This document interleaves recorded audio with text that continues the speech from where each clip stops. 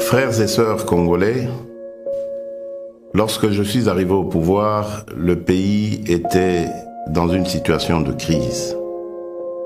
À la suite d'une longue période d'instabilité politique et d'incertitude, l'élection présidentielle qui a consacré notre victoire, votre victoire, continue de susciter beaucoup d'espoir partout dans notre pays et même au-delà de nos frontières. Le jour de mon investiture, je vous ai bien entendu me rappeler « Félix, Papa alobaki, le peuple d'abord ». Les défis de notre pays sont immenses. Les problèmes sont multiples, mais il n'est pas impossible d'y remédier et de commencer ainsi à changer les choses, à changer notre mode de vie en société.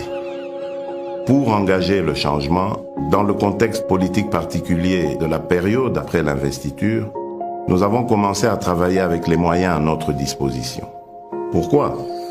Parce que face au désir ardent de changement immédiat qui traverse tout le pays, nous avions décidé de ne pas croiser les bras en spectateurs passifs. Pourquoi ? Parce que quand on veut changer les choses, on n'attend pas de réunir toutes les meilleures conditions. Nous avons lancé le programme des 100 jours. Ce programme ne va sûrement pas résoudre tous nos problèmes en quelques mois, mais il est un début de solution. Nous avons commencé à doter nos villes de certaines infrastructures routières et d'apporter les réponses dans la production agro-industrielle ainsi que dans le domaine de la santé et dans bien d'autres. Nous avons ouvert plusieurs chantiers un peu partout. Ces chantiers, une fois finalisés, vont soulager déjà quelques-uns de nos problèmes. Certains d'entre nous pourront ainsi rentrer plus tôt chez eux et sans subir le stress des embouteillages, ou voyager plus facilement d'une ville à une autre, ou évacuer plus rapidement leurs produits et les acheminer vers d'autres marchés pour les vendre plus vite. D'autres vont enfin avoir accès à l'éclairage public, à l'électricité, à l'eau dans leurs habitations.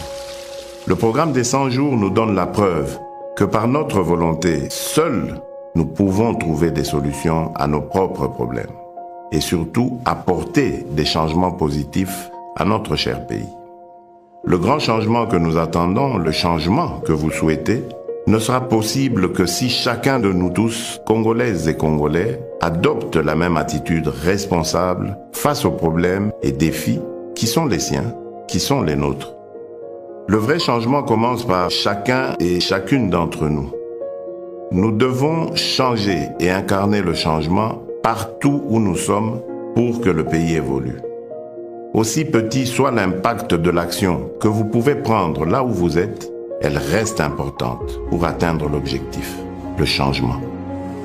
À ceux qui sont responsables de la gestion des affaires publiques, le premier signe visible du changement sera celui de votre comportement, de votre compétence dans la gestion de la mission qui vous est confiée par le peuple congolais. Nous sommes au service exclusif des Congolaises et des Congolais. Sachons désormais travailler pour le changement de notre pays. Mes chers compatriotes, chers frères et sœurs, je rêve d'un Congo meilleur. Nous avons le devoir de construire un Congo meilleur où tous les enfants, filles et garçons, ont droit à l'éducation, à la santé. Un Congo où aucun enfant ne dort dans la rue ni ne meurt de faim. Un Congo où toute personne orpheline, veuve, vulnérable ou vivant avec handicap est accompagné par les institutions de l'État. Un Congo débarrassé de la haine et du tribalisme. Un Congo où nos femmes ne sont plus violées tous les jours. Un Congo où il n'y a plus de guerre. Un Congo où il n'y a pas une province contre une autre province. Un Congo où il n'y a pas ceux de là-bas et ceux d'ici. Un Congo où il n'y a pas ceux d'une église contre ceux d'une autre église. Un Congo où il n'y a pas un camp politique contre un autre camp politique. Je veux un Congo où il n'y a qu'un seul camp, le camp des Congolais unis et fiers de notre riche diversité. Un Congo de changement des mentalités.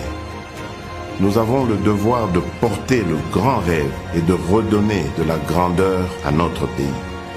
De bâtir un Congo debout et digne, un Congo des travailleurs responsables, vigilants et gardiens de nos lois. C'est le Congo que je veux pour nous tous. C'est ce Congo-là, notre Congo, pour lequel vous m'avez donné le mandat. Ce Congo est possible si nous acceptons de changer dès à présent. Oui, ce Congo est possible. Que Dieu bénisse la République démocratique du Congo.